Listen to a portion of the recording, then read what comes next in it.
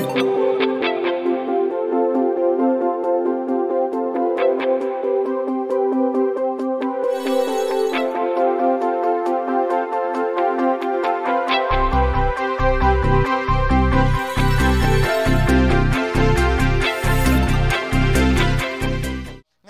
topic natin ay hindi ko na papatagalin, ay patungkol sa it's time to fight back. Yan. It's time to fight back. Sabihin nyo nga, fight back. Yan. It's time na isuot ang mga gloves at makipagbubuga na. Diba? It's time na damputin ang mga sword of the Spirit, damputin ang mga shield of faith, at patuloy na lumaban, diba, ng good fight para sa Panginoon. Ngayon, bakit ganyan ang mensahe ko? Actually, ito ay excerpt yan kay Vlad Savchuk. Yan, actually book niya yan, yung Fight Back. And itong mga i-share ko sa inyo ay galing sa introduction niya tsaka chapter 1 pa lang. Pero yun nga, chapter 1 pa lang, na-enlighten na talaga ako. Marami nang naituturo si Lord sa akin. And how I pray, bawat isa din sa atin ay yun, kumbaga parang matuto ngayong umaga na ito. Pero yun nga, welcome natin yung mga bago natin. Praise God sa mga buhay nila. Casey, ayan si Casey. Tapos yung kinukwento ko sa inyo si Yomi, yung pinsan ko, ayun siya. Tsaka ayan, yung mga boys natin dito. Ayan. So, galing sila sa Sunflower, no? Sunflower, mga taga-Sunflower and everything. And ngayon, again, bakit ganito yung mensahe ko ngayon? Kasi nga, di ba, sa 31, meron na namang gaganapin na Halloween. Yan, mga October 31, 1, tsaka to yan. And ang Halloween ang hindi kinaka-excite na event na mga Kristiyano. Bakit? Kasi alam naman natin na sa pagbabasa ng Bible, pag binag-aralan natin, ang Halloween is a demonic event. Yan. For your information na mapabago man o luma, kapag sinabing Halloween, sa demonyong event yan. Kaya hindi tayo nagpa-participate sa mga gawain na ganyan. Bakit? Kasi nga, gawa ng demonyo yan. Sabi nga ni John Ramirez, isang ex-satanist na tumanggap sa Panginoon, sabi niya, masayang-masaya daw ang demonyo na kahit isang araw lang, meron daw celebration para sa kanya. Diba? Kasi galit na galit ang demonyo, selos na selos siya nung nagkaroon ng December 25 eh. Diba? Nung nagkaroon ng Pasko. Bakit? Sineselebrate kasi ang Diyos natin. Sineselebrate si Jesus. Ngayon, nainggit siya, kaya gusto niya, magkaroon din siya ng event niya. At yan nga po yung Halloween. Pag-aralan nyo maigi, ano ang origin niyan, sa nagsimula yan, baka kasi magalit lang kayo sa akin, pero kayo mismo, pag-aralan nyo, saan ba galing yan? And you will found out, di ba, na galing talaga yan sa demonyo. Kaya tayo, hindi tayo nagse-celebrate ng ganyan, hindi tayo nakiki-costume ng mga nakakatakot, kasi nagpo-produce yan ng takot lang sa mga tao, di ba? And yung mga paniniwala about doon ay hindi naman talaga totoo. Okay? Pero yun nga, totoo na may mga demonic spirit, kaya tayong mga Kristiyano na tinubos na ng Panginoon, na nasa liwanag na, ay hindi na nakikipag-participate dyan. Okay? Tas next naman, kaya ako mini-message yan. Bakit? Kasi nowadays, napapansin ko lang ang dami na pong hacker tsaka scammer. Di ba? Noong nakaraan, tinapat ko na yung nag-text ako doon sa BMI, or should I say, hindi naman talaga BMI or what. Kasi ang daming mga, cellphone number na ginagamit. Tapos, updated naman ako sa pagbabayad ng motor. Minsan nga, hindi pa, address, nagbabayad na ako. Di ba? Tapos bigla akong, ite-text ng nakakatakot na, parang some actions will be, ganyan, kumbaga, ay gagawin sa'yo kapag hindi ka nagbayad, ganyan-ganyan. Tapos tinatanong nila, sir, nakapagbayad na ba kayo? Ganyan, if ever lang po, pwede bang makuha yung mga, yung number, tsaka yung ganito, ganyan-ganyan. And nakaraan, nakakailang kasi, tapos nagre-reply naman ako. Nung nakaraan, sabi ko sa kanya, excuse me po, pwede bang malaman kung BMI talaga kayo? Kasi sabi ko, nakakailang text na kayo, tapos iba't ibang number pa. Nung nag-text sa akin yung BMI talaga yung yung nakalagay. Tsaka sabi ko, hindi ba kayo connected ng Honda Prestige? Hindi ba kayo updated sa mga database nila o mga record nila? Bakit nyo pa ako pinapollow up? Sabi ko, sa panahon po kasi ngayon, marami na pong scammer. Hindi ko po alam kung totoo po ba kayo o hindi. Aba, hindi na nag-reply. Diba? Kaya may mga ganon na kumbaga parang manloloko talaga. 'Di ba? Na mismong sa kumpanya nga di ba? Na halimbawa sa bangko na ganito, sa mga parang kasa na ganito, may mga inside job diyan na nanloloko ng mga tao, di ba? Kaya kinakailangan maging matalino tayo na mga Kristiyano, lalong-lalo na sa panahon ngayon. And di ba, hindi naman lingid sa inyo, kinuwento ko sa inyo na even ako, naranasan ko na ring ma-scam. Di ba? Naranasan ko ng madaya, pero I decree and declare never again sa mga yon, di ba? Pinatawad ko na lang sila, pero ang dami talaga na mga manloloko nowadays. Ganun din, kahit yung mga gumawa din ng aircon namin, parang ang dami na ngayon, di ba, sa Facebook lalo, kahit nga si Pastor JM, na-scam siya nung nakaraan, di ba, nung parang pagka-send niya ng 1,000 ng GCash, bigla na siyang binlock. Sabi niya, ang dami kuya, marami talagang scammer na dyan, lalong-lalo na sa marketplace. Kaya sobrang mag-ingat tayo. Yung mga bangko ngayon, di ba, nagbababala na huwag kayong magbibigay ng OTP nyo, huwag kayong magbibigay ng mga PIN nyo basta-basta, di ba? Kapag may nag-email sa inyo, isipin nyo maigi kung phishing ba yan. Phishing ba tawag doon? Yung sa bagong ngayon. Kasi ang dami na, talamak na talaga yan. Di ba? And even nung nakaraan, napanood ko to, yun si Mikey Quintos, di ba? Tsaka si Paul Salas, nasabi ko na to sa OPM, na na-scam sila ng crypto naman. Di ba? Na-scam sila ng 8 million pesos. Grabe, isipin nyo yun. Tapos ang sinasabi nga nitong ni Lira, si Mikey, 'di ba? Sabi niya, ang lesson ko talaga ngayon ay hindi muna ako magtiwala basta-basta. Kasi ganoon din ang ginawa sa kanila, eh. Inalagaan sila for several months, ilang buwan sila inalagaan, akala nila okay, sabay tinakbo na yung pera. And na-discover ng mga mga nag-iimbestiga na estudyante pa yung gumawa, 'di ba? Nang pang-i-scam na 'yon sa kanila. Kaya sobrang mag-ingat tayo. Yung sa mga pag-i-invest natin, pag naglalabas talaga tayo ng pera, mag-ingat tayo talaga. And also, yung mga snatcher, 'di ba? Scammer, hacker, snatcher, ayan, 'di ba? Ang dami-dami na ngayon. Noong nakaraan chat naman sa akin yung Lola Glenda ko, yung sumasali nga sa yung madalas kong kinukwento sa inyo. Sabi niya, po, pakipag-pray nga si Tita Hana mo, naiinis talaga ako sa mga masasamang tao ngayon. Pauwi siya nung nakaraan daw, pauwi, nasa Alabang na siya. Bigla daw hinablot yung cellphone niya. Kaya iyak daw ng iyak, nagpasundo kay Papa Boy dun sa sa Lianas. Kaya parang isipin niyo yun. Kaya nga sabi ko kay Mama Glenda, ganyan na po talaga ang panahon ngayon, ang sasama na po talaga. 'Di ba? Kaya parang sa atin, we have the responsibility na mas lalong maging watchful and maging careful. And ito pa, 'di ba, dumadami nga ang magnanakaw ngayon. And even nakakalungkot nga, 'di ba, nung nakaraan nag-send sa inyo si Pastora Mary ng message, wala nang pinipili. Whether labas or loob ng church, merong mga ganyan.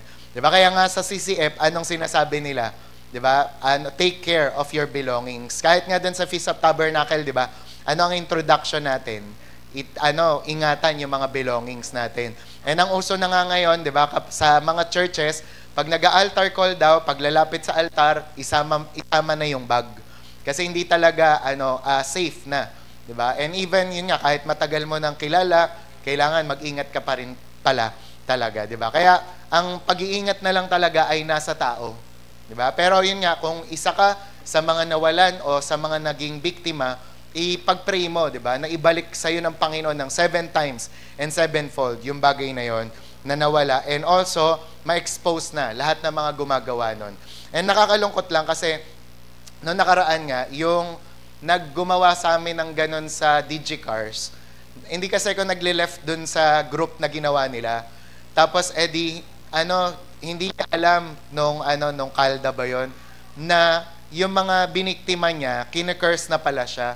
And alam niyo, nakita ko yung picture niya ngayon, butot balat, may sakit na daw, 'di ba? And hindi niya alam kung ilang mga tao yung nagsasabi sa kanya ng mamatay ka na sana, ganyan, magkaroon ka na ng sakit, kasi wala naman talagang nagpa-prosper, 'di ba? Sa mga pagnanakaw, panloloko, kahit pa i-invest mo 'yan o i-business mo 'yan, malulugi din 'yan, 'di ba? Kaya wala talagang mga magpa-prosper sa pagnanakaw. And sa 10 Commandments, 'di ba, isa 'yon sa sinabi, yung thou shall not steal, 'di ba? So ibig sabihin, mabigat na kasalanan siya when it comes sa sa Panginoon talaga, okay? And also, ito rin yung the world, the flesh, and the devil. Alam naman natin, di ba, na meron tayong kaaway. Di ba? Bilang mga Kristiyano at anak ng Diyos, tatlo ang kaaway natin. Yung mundo, yung laman, yung sarili natin, and yung demonyo. Yung mundo, alam natin, kalaban ng, ng mga Kristiyano yan. Kaya kailangan i-overcome natin yan, di ba? And kung umattend kayo ng OPM, sinabi ko sa inyo, yung mga standard na ng mundo ngayon, di ba? Yung mga pinapatupad ng mundo ngayon. And most especially, ang kinakalungkot ko ngayon ay yung school natin dito sa MNHS. Kasi I found out, di ba, na-shock ako kasi pinatupad na daw pala yon according kay John Rex nga, na kung LGBT ka, ano man ang kasarian mo, malayang-malaya ka na isuot kung ano yung gusto mo. Diba? So kung halimbawa ang tomboy gusto niya na damit lalaki, ang bakla gusto niya magdamit babae, okay lang. And nakakalungkot kasi syempre institution yun school yun diba? Na dapat nagpapatupad ng morality, ng maayos na pamumuhay, pero ngayon nakikiisa na sila. Kaya naisip ko dito, kailangan talaga mag-arise na yung mga Kristiyano na ituro yung mga tama. Actually, nung nag-care group nga ako, hindi ko alam, mixed emotion yung nararamdaman ko. Kasi una, masaya ako na ang dami. Pangalawa, hindi ko alam paano kung mag-share na bago sila, pero hindi sila masasaktan agad. Bakit? Kasi mostly talaga sa mga care group, hindi pa alam kung ano yung identity nila. Kumbaga may mga confused, may mga di ba? Kumbaga hindi na alam ngayon. May mga tinatawag na bi, di ba? May mga tinatawag na ganito, ganyan. Kaya dapat alam natin yung salita ng Diyos in order na ma-overcome yung mundo na to. And also yung flesh. Di ba? Alam naman natin na yung sarili natin, kalaban din natin yan. And kung i-rate nyo, yung tatlo na yan, kung ano yung pinakamahirap na kalaban, para sa akin, mahirap yung sarili. Bakit? Kasi sabi nga ni Vlad, tsaka sabi ni David Hernandez, hindi mo daw pwedeng i-cast out yung sarili mo out of you. Diba? Yung halimbawa, sasabihin mo, ikaw Hemler, lumayas ka in Jesus' name. Diba? Hindi mo naman pwedeng i-cast out yun. Ano lang ang pwede mong gawin? I-crucify, tsaka i-disiplina.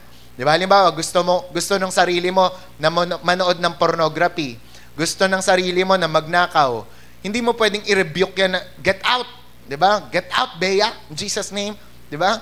Kailangan i-disiplina mo yung sarili mo. Na in Jesus' name, hindi ako manonood. In Jesus' name, hindi ako magnanakaw. It's your responsibility. And also, yung devil. Diba? Yung demonyo, kaaway din natin yan. And alam nyo, ang gusto kasi ng demonyo, diba? Nakawan, patayin, tsaka sirain ang buhay ng mga tao. Sabihin nyo nga, nakawan, patayin, tsaka sirain. Taas ang kamay ng gusto na gano'n ang gawin sa'yo ng demonyo. Wala naman siguro, no? And kinakailangan, ito talagang mensahe na to ay pakinggan nyo. Bakit? Kasi for you na maging ligtas sa mga atake ng demonyo na ito. Amen? Na nakaraan na kakalungkot kasi hindi ko na lang papangalanan ha. Di ba may mga nabalitaan tayo sa ibang mga churches na bata pa lang nag-training, di ba? Parang yun nga, papasok dapat sa army o sa pagpopolis, pero nagulat nga tayo, namatay na. And nung in-stock nga namin ni Pastor Mer, parang ang mga post pa rin, ang mga late na post, yung tungkol sa yung akala ko, pag uwi mo, magwawalwal tayo ng inom, ganyan. Akala ko, talagang magpapakaganyan. Parang iniisip ko dito, nakakalungkot kasi, namatay siya na ganun. Na alam niyo yon, yung parang hindi siya nakabalik sa Panginoon, 'di ba? Tapos basta parang hindi naging maayos yung buhay niya. Nag-backslide tapos mas lalong naging malala. Tapos etong latest lang din may balitaan ako na isang church isang Kristiyano na tumalikod sa Panginoon. Tapos ang ginagawa niya pala, may ginagawa siyang kabalbalan sa kumpanya. Ang ginagawa niya, meron siyang dinadaya na basta papers. Tapos, kinakailangan ngayon, nabisto siya, kaya kinakailangan mabayaran niya yung amount na sinabi ng kumpanya na yon. Kung hindi, makukulong siya. And naisip ko dito, sabi ko, grabe yung lala ng mga paninira ng demonyo sa mga tao and even sa mga Kristiyano. Kaya nga, kumakatok ako sa mga tao na kung pakiramdam nyo, hindi kayo ayos sa Panginoon, and andyan kayo pero nasa backsliding stage kayo, di ba, kabahan kayo kasi, yun nga you never know kailan ka, di ba, puputulan ng hininga. Hindi mo alam kung hanggang kailan ka mabubuhay. Kaya hanggat maaari, yung paglilingkod mo sa Panginoon, relasyon mo sa Panginoon, until na dumating siya, yung kailangan maging maayos. And hindi ko alam kung kanina ba o kahapon, siguro dahil sa pinapanood na video nung Feast of Tabernacle, napanaginipan ko yung disappearance. Biglang sa panaginip ko, mga nagwawalaan yung mga tao. Pero syempre, ako parang sa part ko, kailangan mawala din ako, parang ganon. Pero yun nga, parang nag-end up lang doon na parang nanonotice ko, nawawala yung mga tao. Hindi ko alam kung ano ba siya, kung halimbawang parang pangyayari ba siya na yung parang natural o yun nga, yung kagaya ng sa Israel na nangyayari ngayon na nagwawalaan daw yung mga tao. And alam nyo, kailangan nating magbantay ngayon kasi kahapon, di ko lang na-send, kahapon, biglang may digmaan pala na nangyari sa Israel. Kakatapos lang ng Feast of Tabernacle, biglang nagkaroon ng war doon. Tapos yung, yung Pilipino na nasa Israel, nag-live siya, na sabi niya, sana okay lang kayo, may nangyayari ngayon na digmaan. Tapos yung borders ng Israel, nasira na, di ba? Tapos yun nga, niloloob sila. And ang balita nga daw doon, ang nagpasimula daw, hindi ko alam, hindi natin alam, yung mga leftists, yung mga opposition sa administration. Kaya we need to pray sa Israel. And kapag may ganyan na nangyayari sa Israel, di ba, Christians must watch out. Kailangan magbantay na tayo kasi ibig sabihin, pwedeng malapit na dumating ang Panginoon. Di ba? Nagbababala siya. Kaya ngayong umaga na to, it's time to fight back. Kung alam natin na may mga ganyan palang atake ang demonyo, it's time to fight back. Hindi mo kailangang itanggi. Hindi mo pwedeng itanggi na hindi ka pwedeng makipaglaban. Bakit? Kasi meron talagang warfare. Meron talagang digmaan. Kaya ang topic natin ngayon, bukod dun sa It's Time to Fight Back, is yung chapter 1 to. Yung deliverance is not the goal. Sabihin nyo nga, deliverance is not the goal. Ayan. Kasi di ba, halimbawa, tayo, tumatanggap tayo sa Panginoon. Nag-a-altar call tayo. Nagkakaroon tayo ng mga revival, nagkakaroon tayo ng deliverance, mga Feast of Tabernacle, mga gagawin. Ngayon, andyan talaga ang katotohanan na merong lumalaya sa atin, merong naaalis sa atin, merong pinapagaling sa atin ang Panginoon. Pero alam nyo, malinaw na tinuro niya dyan na deliverance is not the goal. Hindi doon nagtatapos ang kwento ng buhay mo. Kaya halimbawa, nung Feast of Tabernacle, tumanggap ka sa Panginoon, tapos at the same time, pa-deliver ka, hindi natatapos yun doon. Bakit? Kasi may labanan pa na mangyayari. At yan ang pag-aaralan natin ngayon. Okay? Ulit, ito, ang book na ito ay si Vlad Savchuk ang nagsulat, tapos yung babae sa kanyang tabi ay si Lana Savchuk. Yan, sila ay mag-asawa na minister na naglilingkod nga sa Panginoon. Bata pa lang si Vlad, meron na daw siyang takot sa dilim. Kasi sa mga magkakapatid, siya daw ang unang nagkaroon ng private room. Ngayon, hindi alam ng pamilya niya na may takot pala siya sa dilim. Kaya every time na pinapatay yung ilaw, na daw talaga siya, nagte-tremble na talaga siya. And nung youth naman siya, kapag daw isasara na yung church, ayaw niya na siya yung matira. Bakit? Kasi ayaw niya na siya yung mag-turn off ng light, tapos baka daw kasi may mga something na lumitaw bigla. And alam nyo, kahit nung nag-minister siya daw kapag uuwi siya galing sa church, lagi daw siyang kinakabahan pag pupunta siya sa parking. Tapos lilingon-lingon daw siya kasi lagi siyang nakakaramdam na parang may sumusunod sa kanya, tsaka parang may gustong pumatay sa kanya. And alam nyo, kada daw sakay niya ng kotse, lagi niyang chine-check yung backseat. Kasi parang feeling niya daw, meron daw tao doon, tapos may daladalang kutsilyo, tapos anytime pwede siyang saksakin. Ganon ka tindi yung fear na meron siya. At alam nyo ba, nung kinasal sila ni Lana, nung time na yon, hindi niya pinagtapat kay Lana na meron siyang fear sa dilim. Kaya alam nyo ba, nung nagpakasal sila at tumira sila sa apartment, habang kumakain sila, tapos medyo dim yung light, hindi niya sinasabi sa asawa niya, meron daw siyang kaba na nararamdaman, na meron daw something dun sa living room na ang bigat-bigat daw. And yun nga, hindi niya sinasabi yan sa asawa niya. Tapos, meron kasing isang beses na nag-dinner sila, tapos nagyayaan sila ng asawa nila na pumunta na sa office. Kasi gagawa siya ng sermon, and alam nyo, hulaan nyo kung ano yung sermon niya. Victory over fear. Yan, gagawa niya siya ng sermon, paplantsahin niya, tapos sila na magpe-painting. Nung sinabi na sila na magpe-painting, bigla ako naisip kami. Diba? Minsan kasi pag naggagawa ko ng sermon, si Ate Mer nagpe-paint. Ganyan. Nagpe-paint na siya. Itong sila na, biglang nauubo. Kaya sabi niya doon kay Vlad, kuha mo naman ako ng tubig. Parang sa isip-isip ni Vlad, nakapatay na yung ilaw doon sa kusina. Ayoko nang bumalik. Parang gusto niya sabihin, ikaw na kumuha ng tubig mo. Pero dahil nga naalala niya na lalaki siya, kailangan siya yung matapang, di ba, sa kanilang dalawa, gumawa siya ng plano sa isip niya. Ang gagawin ko, tatakbo ko ng mabilis.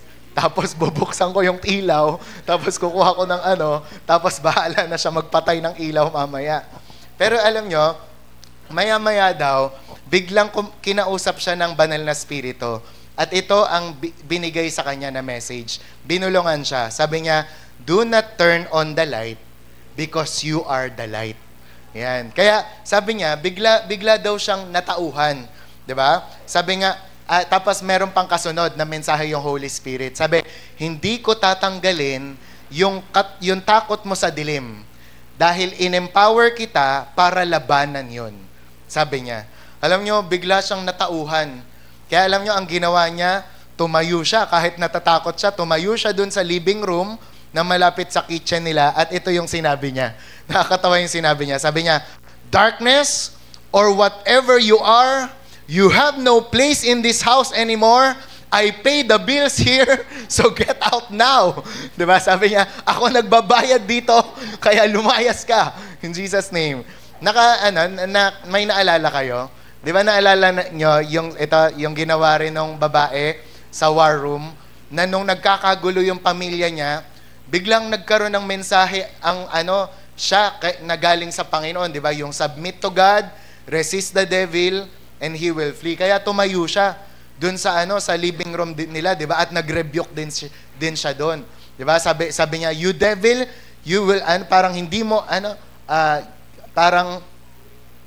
hindi mo maaangkin ang asawa ko, hindi mo maaangkin yung marriage ko, hindi mo maaangkin yung daughter ko," ganyan. Tapos parang binigyan niya na ng warrant of arrest. Inaresto niya na, tapos hanggang sa labas, pinalayas niya yung demonyo, di ba? And alam nyo, ganun din sa atin, di ba? Na kinakailangan, dumating tayo sa buhay natin, na tayo mismo ang mag-rebuke dun sa kinakatakutan natin. Alam nyo ba, minsan, may tanong ba kayo na, bakit kaya minsan may mga pinagpe-pray kayo, pero hindi inaalis ng Diyos? Bakit? Kasi gusto ng Diyos, kayo ang mag-alis nun. Kayo ang mag-resist nun. Di ba? Pastor, sinasabi ko naman talaga sa Diyos natanggalin niya tong pornography ko. Hindi. Bakit? Kasi posible na ang mensahe niya sa'yo, ikaw ang magtanggal. Kasi pwedeng sabihin ng Diyos sa'yo, uy, hindi ako nanonood ng porno, ikaw. Kaya ikaw magtanggal niyan. Ba't ako magtatanggal? Di ba? Sa NHA, may mensahe na yan Di ba? Minensahe ko na yan dati kasi ang hilig mag-pray ng mga tao doon na, Lord, tanggalin niyo po itong ganito sa amin, tanggalin. Binabaan ako ng message ni Lord. Sabi ng Panginoon, kayo ang magtanggal. Di ba? Kaya ganon. And many of us, nakaka-experience tayo ng ganyan. May mga gustong tanggalin tayo sa mga buhay natin, pero hindi matanggal-tanggal kasi tayo mismo ang mag-uutos nito na matanggal. Amen? Sabi nga, I prayed for deliverance. Pinag-pray ko talaga yon for fear. But God had another plan. May plano pala ang Diyos. He wanted me to exercise the undiscovered dominion over the fear that I already had in Jesus. Nasabi niya, meron pala tayong dominion. Meron pala kasi tayong kapangyarihan at gusto ni Jesus, gamitin natin yon. Amen po? And sabi nga, I wanted freedom from fear, God wanted me to fight it. I wanted God to remove it, God wanted me to resist it. Gusto kong alisin ng Diyos, pero gusto ng Diyos na i-resist ko. Kaya alam nyo po, sa panahon natin ngayon, nag-a-arise ngayon ang church, ang Lord, ng mga Kristiyano na maniniwala sa kapangyarihan at authority na binigay ng Diyos sa kanila. Kaya nga sabi ko sa inyo kanina sa introduction pa lang, kung ngayon, di ba, ay nakaka-experience kayo ng atake, it's time na damputin natin yung mga sword of the Spirit natin and begin to fight back. Di ba? Kasi minsan, alam nyo, yung mga problema o suliranin na nararanasan natin, di ba, akala natin, ano lang yan basta-basta Pero ang dapat pala, di ba, labanan natin yan. Okay? Labanan ng mga Kristiyano yan. Kasi dito pa lang, isipin nyo, imagine niyo sa Psalms pa lang, sa Old Testament pa lang, pinangako na yan, sa Psalm 149. Sabi dyan, let the high praises of God be in their mouth and a two-edged sword in their hand. Verse 7, to execute vengeance on the nations. Ina, hindi ba siya pang kids? Baka gusto niya sa kids. Ayan. Kasi ang cute ang cute pa lang niya. Ayan. To execute vengeance on the nations and punishments on the peoples. Verse 8, to bind their kings with chains and their nobles with fetters of iron. And verse 9, to execute on them the written judgment, dishonor, have all his saints, praise the Lord. Kung iintindihin natin yan, malalim na kapahayagan yan ng Bible Pero kung iintindihin talaga natin yan, it speaks about spiritual warfare. Di ba? Na tayo, binibigyan pala tayo ng Panginoon ng kapangyarihan to make battles. Di ba? To make spiritual warfare. And sabi nga dyan, God wants us to have praises in our hands. Spiritual warfare doesn't work if our mouth is full of complaining and admitting defeat. Yan. Pero tatandaan nyo, alam nyo, kahit may mga armas tayo na mga bibig o bunganga, hindi daw yan gagana kung ang mga lalabas dyan ay mga pagrereklamo o mga pagko-complain o pagmamurmur. Bakit? Kasi our mouth speaks or reveal what is in our hearts. Kaya halimbawa, may pinagdadaanan ka na, pero panay negative pa rin yung nasasabi mo. Hindi mo ma-overcome yan. Hindi ka magtatagumpay dyan. Diba? Halimbawa, sino sa inyo, na-experience nyo, ba't ganun wala kaming bigas? Wala kaming ulam. Tapos ang lumalabas pa sa bibig nyo, ano ba naman yan? Ano ba ang klaseng buhay ito? Wala na namang bigas. Wala na namang ulam. Diba? Alam nyo, hindi nyo mapapagtagumpayan yung battle nyo sa kawalan. Kung yan ang sinasabi nyo. Pero kapag sinabi nyo, na ngayon, wala. Pero sa susunod, magkakaroon na, in Jesus' name. Mga bigas, mga ulam, come to me now, in Jesus' name. Kayong mga GCash kayo, Paymaya, BPI, alamanan kayo ngayon, in Jesus' name. Tapos magugulat kayo, later on, sa pamamagitan pala nun, kumikilos ang Panginoon. Di ba? Ako may mga ganun akong parang mga pagkakataon sa buhay ko. Na halimbawa, may mga nararamdaman ako, sakit o karamdaman. Di ba? Iniisip ko lagi, ngayon lang yan. Pero kapag ako'y nagsalita na, kapag ako'y nag-rebuke na, kapag ako'y nag-pray in tongues na, maya-maya, wala na yan. Amen? Kasi ang battle natin ay nandito. Kaya kailangan ingatan niyo yung mga bibig na yan. Sabi mo sa katabi mo, ingat ang bibig na yan. Di ba? Yan. Kasi kung ano ang sinasabi niyan, nakadepende yan. Di ba? Talaga. And then sabi, we were created to worship and we are now called to engage in warfare. Opo, tayo po ay ginawa ng Panginoon para mag-worship. Pero tayo rin ay tinawag, saan? Sa pakikipagdigma. May digmaan, araw-araw. And sabi nga, warfare and worship go together. Kaya makikita niyo yan sa mga Israelites, di ba? Sa mga Hudyo. Kapag sila ay makikipagdigmaan, sino ang nasa unahan? Di ba? Mga musician. Di ba? Mga nagpupuri sa Panginoon.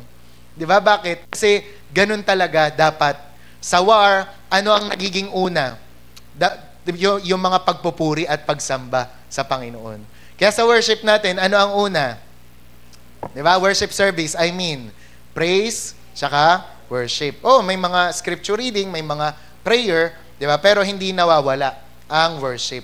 And sabi nga, God is now preparing a mighty generation to put the enemy in bondage, to put chains on the forces of darkness through the authority of Jesus' name. Diba? Sabi nyo nga, in Jesus' name. Diba? May one time ako na panood na video ni Tony Gonzaga. Nasa building kasi siya noon, tapos ini-interview siya. Tapos biglang lumindol. Diba? Talagang kitang-kita yung halaman, gumagano, no? Tapos napatayo si Tony, in Jesus' name. In Jesus' name. Yung kasama niya nag-i-interview, natataranta, oh my God. Pero si Tony, gano'n lang, in Jesus' name. In Jesus' name, gumaganon. Talagang matatag, malakas, biglang lumabas yung pagiging Kristiyano niya, in Jesus' name. O maya-maya huminto. Di ba? Tapos meron namang probinsya, nagkaisa sila, nasa isang baryo kasi, may ipo-ipo. Ipo-ipo, nakita niyo yun, di ba? Tapos maya-maya, papalapit na kasi sa kanilang ipo-ipo eh. Maya-maya, mga nagtanks na. Tapos, Jesus name, ganyan. Nirebuke yung ipo-ipo, maya-maya, wala na yung ipo-ipo. Di ba? Kasi may power sa pangalan ni Jesus. Nung nakaraan, di ba, si Jade nag-testimony siya na, ayan, yung ano, pero dahil tinawag niya daw si Jesus, Jesus! Di ba? Nagulat siya, ang layo na nung, truck ba yun, Jade? Ano yan? Okay. Kala ko truck. Ayan, di ba? Pero, yun nga, kasi laging may kaligtasan sa pangalan ni Jesus. Pangalan pa lang ni Jesus, it means salvation. Okay? Kaya nga practice nga, sabihin nyo, in Jesus' name. At ang pangalan ni Jesus, hindi siya ginagamit pang mura. Okay? Kagaya ng mga napapanood nyo sa American movie. Di ba? Na Jesus Christ. Hindi ganon. Ang pangalan ni Jesus, pinapanggamit niyan saan? Sa pagka-cast out ng demonyo, sa pagpapagaling ng mga may sakit at karamdaman, di ba? At sa sa pagtanggap sa Panginoon, kung gusto mong tanggapin siya. Okay? Kaya, God is preparing a mighty generation. Okay, naalala ko nga dati, kinakasal si Kuya Dave. Kasi kami, talagang aral na kami niyan eh. Biglang nag-brown out. Maya-maya yung sabay-sabay kami mag-friend. Jesus name, biglang bumukas yung mga ilaw, di ba? Sabi ni Ate Libra kay Ate Ruth, powerful talaga ang church niya no? Kasi hindi nagpapatinag, talagang pag may mga in Jesus name agad, di ba? And Matthew 12:28 kasi, ang sabi dito, how can one enter a strong man's house and plunder his goods unless he first bind the strong man, and then he will plunder his house. Diba? Sabi nga, paano daw malolooban ang isang bahay kung hindi itatali yung strong man? Kailangan, itali mo na yung strong man nang sa gayon, mapasok yung bahay. Ngayon, ganito yan. Mababaliktad yan kapag ikaw tumanggap ka kay Jesus. Ang sabi nga dyan, the roles have been reversed. The enemy used to bind us. Dati, ikaw ang ginagapos ng kaaway. Pero ngayon, now, we can bind him through the victory of the Almighty Jesus who is invincible. Amen? Kaya kung dati, halimbawa, tawag doon, gapos ka ng lust, gapos ka ng pagsusugal, gapos ka ng paglalasing, di ba? Kung ginapos ka ng demonyo ng matagal na panahon, ngayon, kung ikaw ay nakakakilala na kay Jesus, baliktad na. Ikaw na ang gagapos doon sa demonyo. Amen? Diba? Kaya halimbawa, ikaw demonyong ng paglalasing. Lumayas ka sa buhay ko, ginagapos kita. Demonyo ng pagsusugal. Lumayas ka sa akin. Jesus name. Diba? Kapag may mga ganon, ikaw na yung gagapos. Hindi yung parang laging ikaw na lang yung gapos. Diba? Yung wala kang magawa. Pastor, pag-pray mo ko, para akong gapos ng ganito. Gapos yun naman. May babaeng dumaan, ang sexy, hindi ko napigilan. Diba? Laging gapos ng ganito, ng ganyan. Diba po? Pero ngayon, ikaw yung lalaban. Ikaw yung gagapos. Amen? Lalong-lalo na sa mga may asawa na, diba?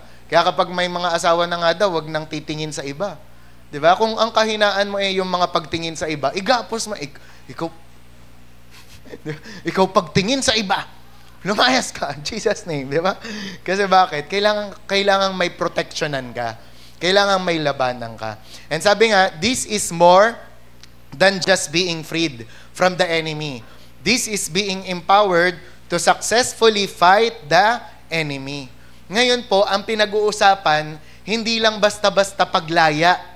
Pinag-uusapan na ngayon, paano kang lalaban pagkatapos mong lumaya. Amen? Kaya nga ang Pilipinas, di ba, ganun talaga, we've learned our lesson. Di ba? Kaya nga yung lupang hinirang, ano ang sinasabi doon? Sa manlulupig, di ka pa sisil sa dagat at bundok. Di ba? Pero yun nga, ang sinasabi doon, sa ano nga ba sinabi ko? Sa manlulupig. Amerikano, Hapon, sino pa yung mga nag-try sa Espanyol, di ba? Di ka pa sisiil. Di ba? Talagang hindi na. Hindi na, never again. Di ba? Lalaban na. Kaya, di ba, yung mga palaban na mga Pilipino, gigil na gigil dun sa China di ba? Kasi binomba yung Coast Guard natin ng China. Ang laki-laki kasi nung kanila Tapos, binomba lang tayo. Kaya sa comment, naku, kung ako'y nandyan, ganyan. Di ba? Kala mo naman, may ano, di ba? Kaya, pero, yun, dapat, kung yung mga Pilipino naiisip yun, dapat tayo ding mga Kristiyano, naiisip yun. Di ba? Minsan na akong pinalaya ng Diyos. Hindi na ako, aalipinan yan. In Jesus' name. Di ba? Sino dito? Taas ang kamay. Taas talaga kamay. Ito ha. Ang pakiramdam nyo talaga, nung tinanggap nyo si Jesus, merong something na nakawala sa inyo. Taas kamay. Di ba may ganun talaga? Kasi may power sa pagtanggap kay Jesus. Once na natanggap mo si Jesus, natanggap mo yung deliverer. Natanggap mo yung healer. Di ba? Once na tinatanggap mo si Jesus sa puso mo, hindi ka niya iiwan ng ganyan-ganyan lang. Meron siyang something na gagawin sa'yo. You will never be the same again. Kung may sakit, papagalingin. Di ba? Kung nakakulong, i-deliver. Papalayain. Di ba? Ngayon, kung malaya ka na, huwag ka na ulit paghapos pa. Amen? Kaya yung ibang mga pastor, ang ginagawa sa mga miyembrong nagpapagap, pinagtatampal. Di ba? Kasi di ba, yung halimbawa, yung sa ano nga ba yung book na yon, yung Ephesians ba yon, yung sinasabi ni Bishop o Colossians, yung matindi yung sulat ni Paul, yung mga foolish. Di ba? Foolish daw. Bakit? Kasi pinalaya na kayo ng Diyos dyan tas babalik pa kayo. Dapat hindi ganun. Di ba sabi mo nga sa katabi mo, malaya ka na. Huwag ka nang bumalik sa kulungan. Di ba? Kaya sabi nga dyan, tapos sa Psalm 149, ano sinasabi doon sa dulo, sa verse 9? Sabi diba, this honor have all His saints. Itong honor na ito ay meron ang lahat ng Kristiyano. Ang lahat ng mga tumanggap kay Lord, meron honor to. Ano yon? Anong honor na yon? Victory, dominion, and fighting spirit are an honor. Alam nyo ba kung gaano katindi yung word na dominion? Pag sinabing dominion, parang ano yan? Kingdom yan. King dominion. Parang ganon. Na pag sinabi ng hari, hindi mababali. Pag sinabi ng hari, matutupad. Kaya halimbawa, pag sinabi ng hari, kaya di ba si Bathsheba, ba't hindi siya nakatanggi kay David? Kasi hari siya Ano man ang i-request ni David, dapat mangyari. Di ba? Gusto niya may mangyari sa kanila. Kaya nangyari. Di ba? Kaya, pero tayo bilang mga lingkod ng Diyos, may ganyan tayong honor. Di ba kaya si Amy Simple McPherson, alam niya yung dominion, yung kapangyarihan ng dominion. Kasi bakit? Di ba ang ginawa ni Amy Simple McPherson, sabi niya, lahat ng mga naka-stretcher, umattend sa gawain ko. Sabi niya ganon. Di ba? Ngayon, lahat ng normal, nakakapaglakad ng ayos, wag kayo umattend. Di ba? Ngayon, nag-service siya, lahat ng mga tao sa paligid niya, naka-stretcher lahat. Pagkatapos ng service niya, nagtatayuan lahat ng mga nasa stretcher. Bakit? Kasi alam niya yung dominion anointing. Alam niya na ngayong araw na to, na magse-service tayo, lahat kayo tatayo. Amen? Kaya dapat ganun ang bumalik sa mga Kristiyano. Di ba? Na ngayon, nasa bandage ka, na meron kang suliranin ngayon, matatapos yan ngayong araw din. In Jesus' name. Kaya kailangan bumalik yung power na yon. And sabi, this honor to take dominion, to trample upon the forces of darkness, to bind the enemy has been given to all His saints. Diba? Yung dominion, diba? Yan ang kapangyarihan natin. Yung i-bind, yung mga forces ng darkness. Diba? Yan ang kapangyarihan. Kaya sabi nga, God, sabi, victory, sabi, this honor belongs to all of God's children. Sabi nyo nga, all. Sabi mo sa katabi mo, all. Sabi, victory is not just for a few, but for all. Sabi, authority over the enemy belongs to all believers. Di ba? Kaya kahit ano ka lang, parang feeling mo regular ka lang na member. Feeling mo kabataan ka. Meron kang kapangyarihan. Kaya nga, di ba, na-inspire tayo dun sa mga miyembro ni Maldonado, kahit regular member lang, nakakapagbuhay ng patay. Di ba? Kayo din, ganun. Amen? Amen, Gabi? Amen, Juliet? Di ba? Mga bumuhay kayo ng mga patay. Di ba? Magpagaling kayo ng mga ano. Di ba? Imbis na makipag-Halloween kayo doon sa, kasi nakita ko yung ano yung sa sementeryo, di ba? Halloween na lugar yun. Mga buhayin nyo lahat. Di ba? Kumbaga, pero, syempre, wag na kayong umaten. Di ba? Yung parang, basta sabi ko nga nung OPM, tanggalin na natin yung mga pagiging kikay na Kristiyano, di ba? May demonyo, Di ba yung takot ka pa sa demonyo? Kailangan matapang. Amen? Kaya nga, di ba may pastorang ganon, yung ang boses ay, di ba? Tapos ang galing kasi bakit kahit ganon yung boses niya, talaga naman pag nagpa-revival siya, Jesus name, Jesus name, Jesus name, mga nagtutumbahan. Di ba? Talagang nararamdaman yung presence ni Lord, bumabagsak. Di ba kasi, powerful talaga tayo. Kahit ano pang liit mo, kahit ano pang bata mo, pag nasa iyo si Jesus, powerful ka. Amen? Naalala ko talaga yung sa yung sa Bukang Liwayway. Yung sabi niya, alam mo, pastor, yung tawag doon, yung nilalagyan ng damit. Yung hindi. Ayun, aparador. Yung aparador, babagsak daw sa kanyang ganun. Sabi niya, in Jesus' name, gumanon daw. Di ba? Kasi ganun, ka-powerful. Kaya, nung time na yun, believe na believe sila sa pangalan ni Jesus. Lagi nilang ginagamit. Kasi nga, may power doon. Amen? Lalong-lalo na sa mga oras na kapahamakan, pag tumawag ka kay Jesus, ililigtas ka niya. Amen po? And this, lahat tayo, pwede na ma-experience yun. Kaya sabi, God is building up a dynamic church that will not tolerate the torments of the devil, but instead will torment his demons. Ako, ito bibigay ko yung sikreto sa inyo. Ako talaga, nung time na napagod na ako sa mga kasalanan ko, doon na ako lumaya talaga. Ganon din, alam nyo kayo din. Kapag kayo, napagod na kayo at naisip nyo na, ay, hindi na kailangang itolerate to. Enough is enough. Tama na to. Paulit-ulit na lang. Paulit-ulit yung cycle. Paulit-ulit yung kasalanan. Dapat mapagod ka na. Dapat, ma-realize mo na hindi ko na ito tolerate. Ngayong araw na to, wawakasan ko na to. Diba? Kaya sasabi mo, I put an end to this, mistake, to this sin in Jesus' name. Diba? Nasa sarili mo, sa demonyo, diba? Sa atmosphere, sabihin mo yun. Diba? Tama na ang kahirapan dito sa bahay na to. In Jesus' name. Diba? Kaya nga, ang ganda nung sinend namin sa inyo, sinend ko sa YA, diba? Oo nga naman, sino ba yung gumawa ng vow na yon, diba? Yung for better, for worse, for sickness and in health, till death do us part. Diba? Tayo naman, sunod din. Diba? Sa sakit at karamdaman. Magsasama tayo. Sabi nung preacher doon, ngayong henerasyon na to, ng 21st century, hindi na tayo no read, no write. Ito na yung century na marunong na magsulat, di ba? Marunong na magbasa.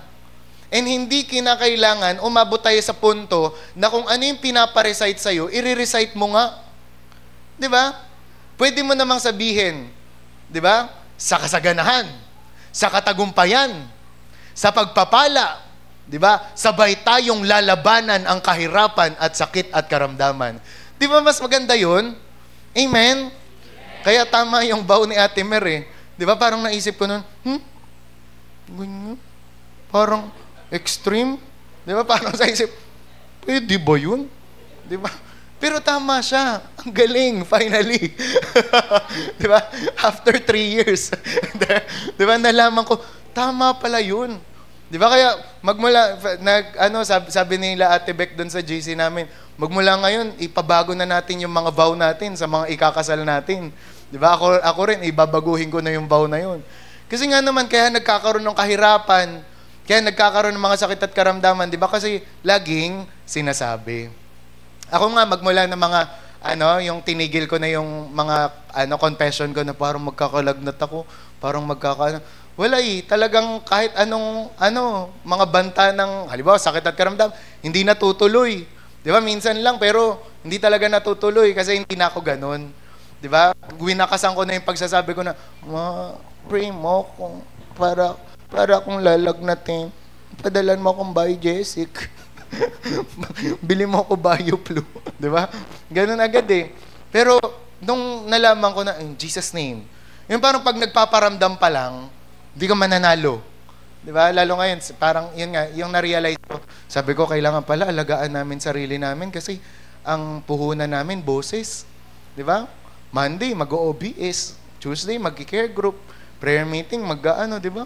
Ganyan. Talagang, laging Kaya, ikaw, kung meron kang pinaglalaban, lumabang ka talaga. Di ba? Huwag mong tatanggapin. Di ba? Oo, pero syempre, yun nga, yung huwag mo naman direkta sabihin sa magulang mo, ikaw tuyo ka, huling araw mo na. Di ba? Kasi baka naman sabihin ng nanay mo, reklamo. Di ba? Kailangan kasabay mo yung nanay mo, Nay, rebuke natin yung tuyo na yan. Di ba? Kinabukasan, lechon ka na. Di ba? Kaya kailangan ganon. Di ba? Parang kailangan kasundo mo yung pamilya mo. Di ba? Hindi yung parang... Kasi dati naman, ganyan ako mag-rebuke. Kaya dati, asar na asar sa akin si Papa. Kasi talagang siya yung nire-rebuke ko. Di ba? Yung parang haharap pa akong ganyan kay Papa, Jesus name. Di ba? Kaya si Papa, di ba? Kasi parang sa part niya, bakit ako ba yung demonyo? Parang gano'n. Di ba? Kaya doon na sa akin si Papa dati. Kaya wag naman gano'n. Ang kalaban natin dito, demonyo. Di ba? Kaya kapag wala na lang muna sila mama o papa mo, magganon ka, ikaw demonyo ka ha? Last mo na, Jesus name. Di ba? Ganon. Pero yun nga. Tsaka kapag nasa bahay lang naman kayo at mag-isa, di ba? Talagang bukod sa pagpapatugtog, magganon kayo. Itong bahay na ito, may mapupuno ng saya, mapupuno ng pagmamahalan, mawawala ang mga pag-aaway dito, ang mga kawalan, in Jesus name. Ang bahay na ito ay para kay Jesus. Di ba? Hindi si Mama ang masusunod. Hindi si Papa ang masusunod, kundi si Jesus. Di ba? Talagang dapat ganon. Dapat mabalik yung power na ganon. Amen? Yung mga tapos, yung mga parang feeling mo, yung magulang mo maghihiwalay na. Ganyan kami dati ni Risa. Talagang dati pa lang, marunong na kami tumawag sa Diyos. Parang feeling namin, walang humpay yung away ni Mama at Papa dati. Lagi na kami nag-uusap, Kuya. Si Risa, Kuya. Diba? Kami naman, magpe-pray kami niyan. Pray tayo, wag maghiwalay si Mama, Papa. Diba? Talagang bata pa lang kami, alam na namin, Jesus, kahit hindi pa namin alam yung mga pagre-rebuke, nananalang, Lord, wag maghiwalay si Mama, si Papa. O yun, hinano sila ng Panginoon, pin-reserve. Diba? Kaya, ganun din tayo. Kapag may paglalaban tayo, take authority. Tapangan mo.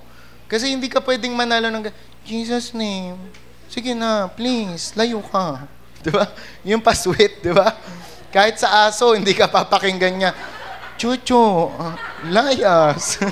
Diba? Hindi ka papakinggan nun. Kailangan matapang, Jesus name, Chucho, layas. Diba? Ganun dapat. Okay? Amen? Amen. Di ba? Ganun ang demonyo.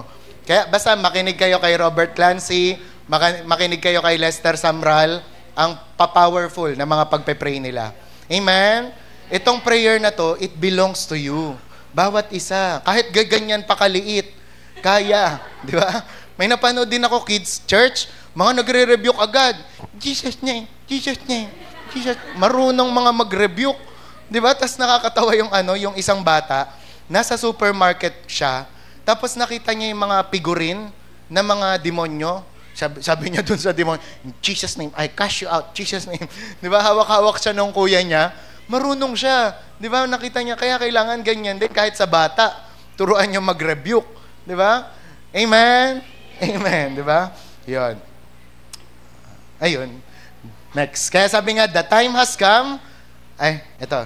Yan. The time has come. Balik tayo, balik. The time has come for demons to cry out as they did during the days of Jesus. Kailangan mabalik yan. Yung demonyo, pag nakita ka pa lang, kakabahan na.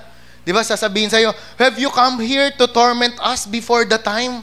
Andito ka ba parang pahirapan kami, alona? Di ba? Kailangan kilala ka ng demonyo, kinakatakutan ka. Naku, gumising na si John Rex. Labas na tayo. Di ba? Papalayasin na tayo niyan. Di ba? Kasi ganun dapat. Amen? Takot sa'yo ang demonyo. Kailangan, hindi ikaw yung tinotorment, ikaw ang magtotorment sa kanila. Di ba? Kaya yung mga mental torment na yan, emotional torment, anumang torment, drama, demonic pa yan, di ba? Kailangan matanggal yan in the name of Jesus. Amen po. Sabi tinawag tayo not just to receive deliverance. Sabi, you were called not just to receive deliverance, but to walk in dominion. Sabi, don't just wait for God to cast out every enemy, but walk in the power of the Holy Spirit to actively resist whatever He has not yet removed. Di ba? Sige na Lord, alisin mo na. Ikaw nga ang magpaalis. Kaya mo yan. Di ba? And sabi niya, alam niya, si Vlad kasi, ganyan ang ministry nila, deliverance. Okay? Isa-isa yan. Ililay hands niya yan. Tapos maya-maya, magkakaroon may sumusuka. Yan. Pag daw pala na-deliver, ito yung mga senyales. Nasusuka, tapos minsan, naluluha ng walang patid. Ayan. Tapos minsan, yung umaano daw, naiihi o kaya mas worse yung jumejebs. Yung nadjejebs talaga. Kaya ang deliverance ministry makalat yan. Kaya kailangan may mga taga-walis dyan. Ayan. May mga time noon sa Azusa Street Revival, yung cancer nalalaglag talaga. Yung mga bukol-bukol nalalaglag talaga doon sa mismong worship hall nila. Diba? Kasi ganun dinideliver ng Panginoon tsaka pinapagaling yung mga tao. Pero, ang amazing daw talaga nung deliverance ministry. Ngayon, ang lungkot lang daw ni Pastor Vlad is kapag yung isang tao na yon na na-deliver ay bumalik sa kanya tapos nagsisik ulit na i-deliver siya. Meaning to say, naging alipin na naman. Diba? And alam nyo, ganyan ang naging problema ng Department of Justice sa Amerika. Kasi pinag-aralan nila sa 5 years, magmula 2005 hanggang 2010. Alam nyo ba, 76% ng mga dating nakakulong ang bumalik ulit. Pagkalaya nila bumalik ulit sila sa kulungan. Gaano karami yan? 69,279. 2005 to 2010 pinalaya na, pero bumalik pa rin. Ang nakakalungkot niyan, pag daw yon ay nangyayari sa mga Kristiyano. Yung pinalaya ka na ng Panginoon dyan sa addiction na yan, pinalaya ka na ng Panginoon, hindi ka na naglalasing, hindi ka na nagiinom, hindi ka na nagsusugal, tapos balik ka na naman. Kaya nga, di ba, ayaw ng Diyos na mag-backslide ang mga Kristiyano kasi mas nagiging worse Di ba? Ngayon, ang gusto na ituro ni Vlad Sabchuk, hindi lang deliverance. Ang tinuturo niya ngayon, dominion. Yung papanong maglakad ng victorious, 'di ba? Pag pinalaya ka na ng Diyos. Amen. Kaya nga dito napapansin ko rin yan sa inyo Halimbawa, magpe-pray kayo, service. Lord, palayain niyo ako sa gantong lungkot ko. Hindi pagpe-pray, Jesus name, Jesus. Di ba? Ang saya na ulit. Saya. Tapos, kinalingguhan, ganun ulit. Down ulit yung spirit. Di ba? Di ba? May mga ganun. Ang tanong ko sa'yo, anong ginawa mo? Anong ginawa mo ba kasi? Between Monday hanggang Saturday. Baka kasi bumalik ka. Di ba? Kaya ganun. Ang Panginoon, ayaw niya lang ma-deliver ka. kundi kailangan magkaroon ka ng dominion. Kaya sabi nga, instead of moving from deliverance to deliverance, God intended for us to move from deliverance to dominion. Ang nakakalungkot nga niyan, di ba, yung Israel, ganyan din. Pag alis nila sa mga, galing sa Egypt, di ba, anong ang gusto ng Panginoon sa kanila? Mag-move forward, mag-move on. Suportado sila ng Panginoon. Bakit? Kasi sa wilderness pa lang, next natin, pinakita ng Diyos, nililid sila ng Diyos sa pamamagitan ng pillar of clouds. Kapag gabi naman, pillar of fire. Kapag sinabi ng Panginoon, tigil, tumitigil sila. Pag sinabi ng Panginoon, go, mag-go sila. Gusto ng Panginoon, mag-go. Gusto ng Panginoon, dumiretso hanggang promised land. Kaso, ang ginagawa ng mga Egyptian, ay Israelita, makaranas lang ng problema, makaranas lang ng kulangan, balik nyo na lang kami sa Egypt. Mas mabuti pa doon, may mga sibuyas. Mas mabuti pa doon, may mga ganto, ganyan. Diba? Lagi silang nagrereklamo. Kaya yung dapat 40 na days, na dapat nakarating na sila sa promised land, naging 40 years. Diba? Paikot-ikot. Ganyan kasi. Kaya tayo, ganun din tayo. Okay? Na kinakailangan, alisin natin yung mga sumasagabal sa atin to have the victory. Diba? At patuloy tayo na lumakad, mag-move on. They failed to understand that even though freedom is free, learning to walk in victory takes time, effort, adjusting, and training. Oo, halimbawa, pwede ngayon effortless. Kunwari, ilay hands ko si Ina, pero Monday, hindi ko na siya mababantayan. Kaya kailangan umattend siya ng OBS. Tuesday, hindi rin. Kaya dapat mag-Bible study siya mag-isa. Wednesday, hindi rin. Kaya kailangan manalangin siya. Thursday, hindi ko rin siya makikita, kaya kailangan bantayan niya yung sarili niya sa Panginoon. Nang sa gayon, makaabot siya sa promised land. Naintindihan niyo? Nagkakaintindihan tayo? Amen? Kaya ito binibigay ko na sa inyo yung responsibility para makaabot kayo sa promised land. Hindi lang basta tanggap sa Panginoon. Di ba? Hindi lang basta ganto, ganyan. Okay, hindi laging ang pastor yung mag-solve ng problema nyo. Kayo mismo, gawin nyo yung basic. Read your Bible, pray every day, and you will be surprised.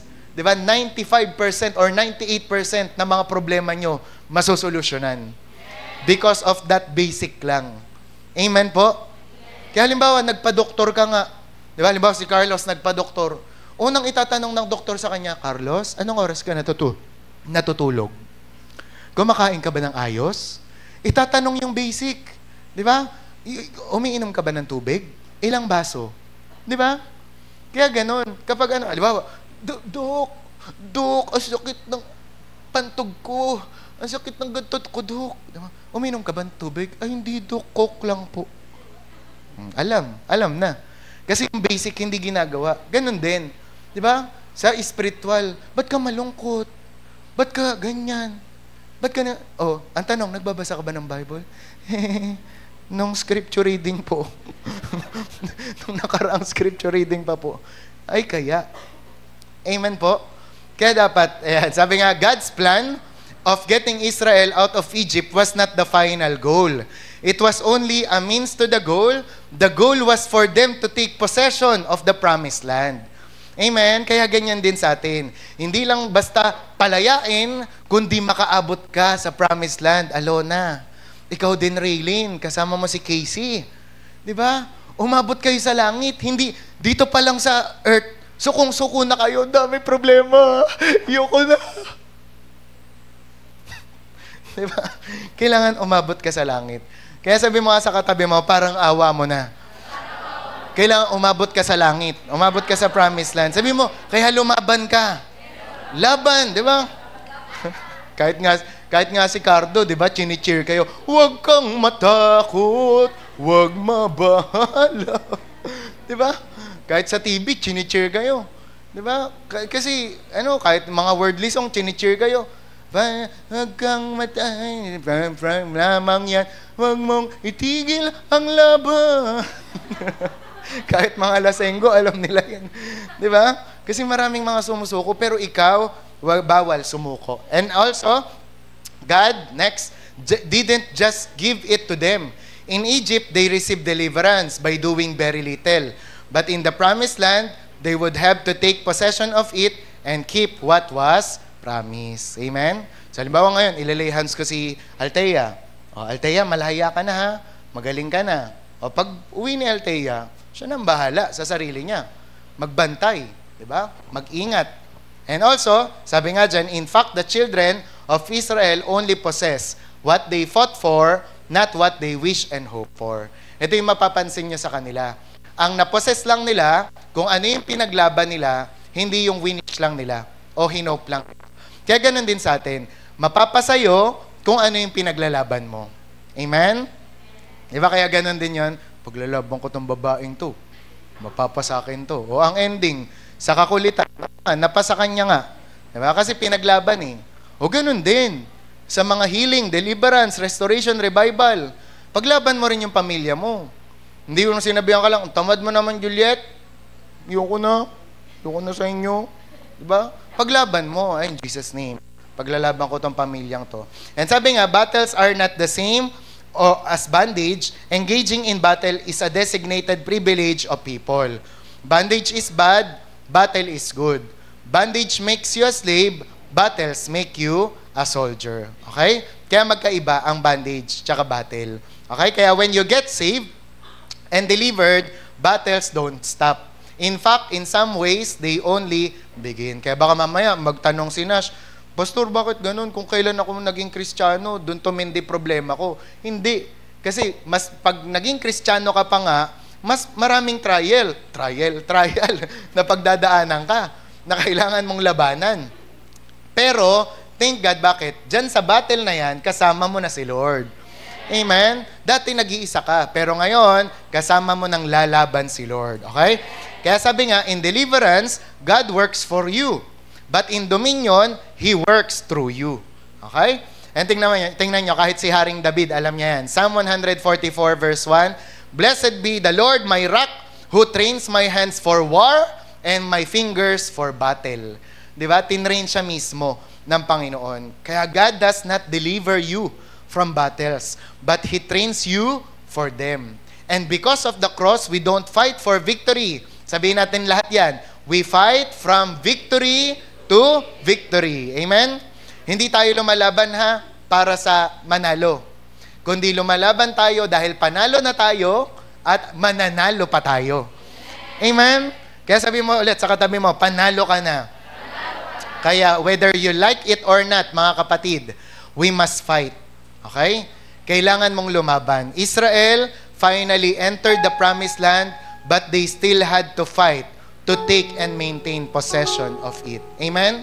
Sa mga kababaihan natin dyan, kahit ano pang mga hinhin nyo, kahit ano pang mga lambot nyo, pag kayo ay may laban na, lumabang kayo. Maging mga superwoman kayo at Wonder Woman ng buhay nyo. Di ba? Maging mga lioness kayo. Kung nakikita nyo, inaatake ang pamilya nyo, lumabang kayo. Ipaglaban nyo si Lord. Ganon din sa mga kalalakihan natin, mostly sa mga tatay natin. Pag nakikita nyo may umaatake sa pamilya, huwag kayong hihinto. Di ba? Lumabang kayo. Diba? Kaya ako, natutuwa ako pag binabalita ni mama sa akin, Nak, nag-devotion kami ni Papa.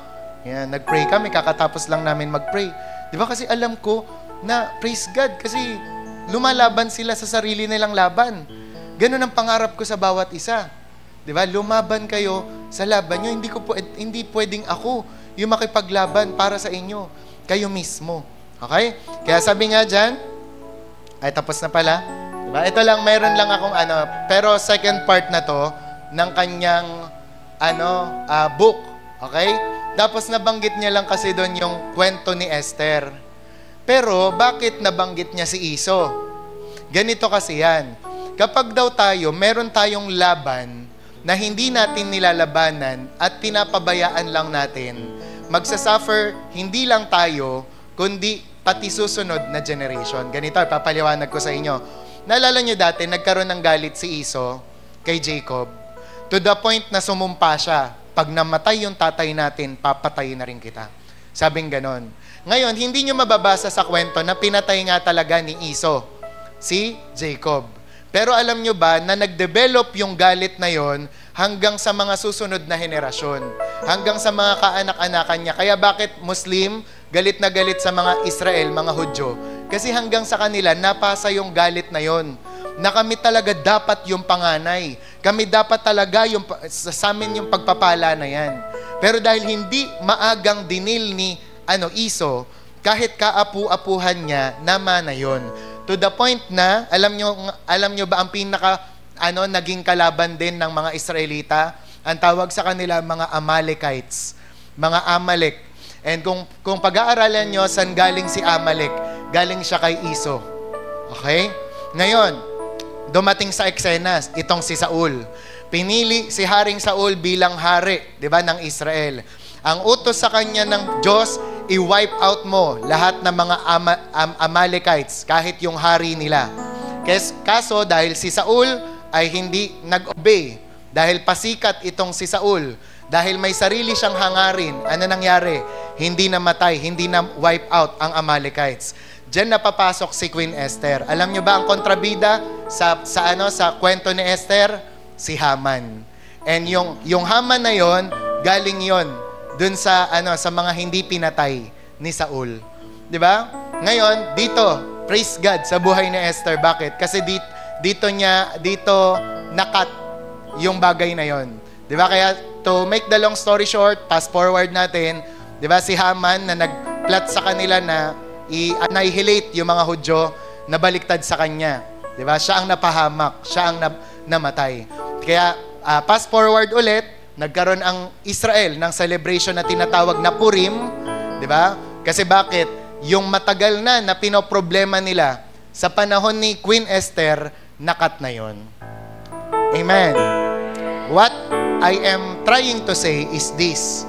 Kapag ikaw, meron kang mga battle ngayon, hindi mo pinapagtagumpayan, hindi mo nilalabanan, hindi lang ikaw ang magsasuffer niyan. Kahit anak mo, kahit kaapu-apuhan mo, pwedeng manahin nila yan. Alam nyo, ang blessing, parehas yan, tsaka curse na mamana. Ang blessing na mamana. Ang curse na mamana din, ang sin.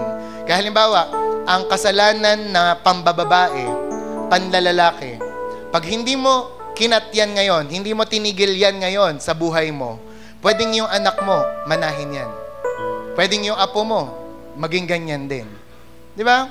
Kaya, we need to act na. Kailangan, aksyonan na natin yung bagay na to.